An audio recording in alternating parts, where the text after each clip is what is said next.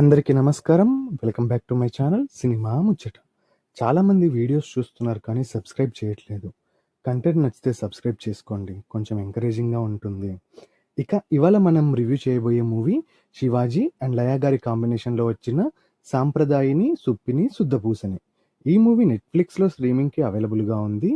ఈ మూవీ ముందుగా direct OTT release అని అనుకున్నా కూడా లాస్ట్ మూమెంట్లో థియేట్రికల్ రిలీజ్ చేశారు అండ్ ఈ మూవీని శివాజీ గారే ప్రొడ్యూస్ చేశారు.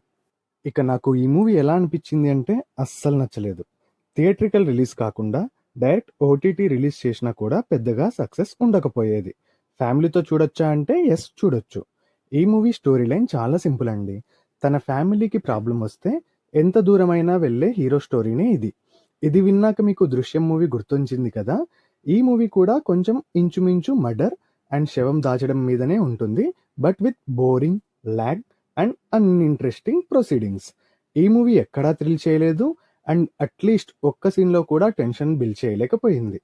ఆ క్లైమాక్స్ ట్విస్ట్ని వాళ్ళు రివీల్ చేయడానికి ముందే నేను గెస్ చేసేయడంతో అది కూడా అంత ఇంపాక్ట్ ఇవ్వలేదు. లయ గారి తన ఇంట్రడక్షన్ సీన్లో మాత్రం టఫ్ క్యారెక్టర్ అని చూపించి మిగతా మూవీ మొత్తం థింగర్ క్యారెక్టర్లా చేస్తారు.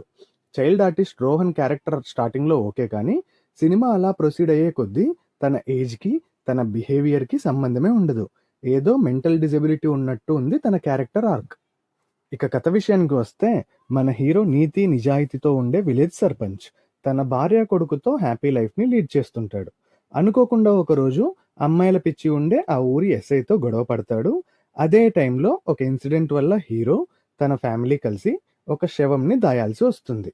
అందుకోసమని పక్కింట్లో కార్ దొంగలించి శవం డిక్కీలో పెట్టుకొని తన ఫ్యామిలీతో పాటు అత్తారింటికి బయలుదేరతాడు. ఇంతకు ఆ శవం ఎవరిది? ఆ మర్డర్ చేసింది ఎవరు? శవంతో వెళ్తున్న వాళ్ళ జర్నీ ఎలా సాగింది? జర్నీ మధ్యలో వచ్చిన అడ్డంకులు ఏంటి? వాటిని వీళ్ళు ఎలా దాటారు? చివరికి ఆ మర్డర్ రిలేటెడ్గా నిజం హీరో ఎలా తెలుసుకున్నాడు? ఇది మనం మూవీ చూసి తెలుసుకోవాలి.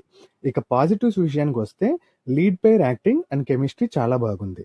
ముఖ్యంగా చాలా ఇయర్స్ తర్వాత రీఎంట్రీ ఇచ్చిన లయ గారి స్క్రీన్ ప్రెజెన్స్ బాగుంది. రోహన్ యాక్టింగ్ కూడా బాగుంది, బట్ తన క్యారెక్టరైజేషన్లోనే క్లారిటీ లేదు.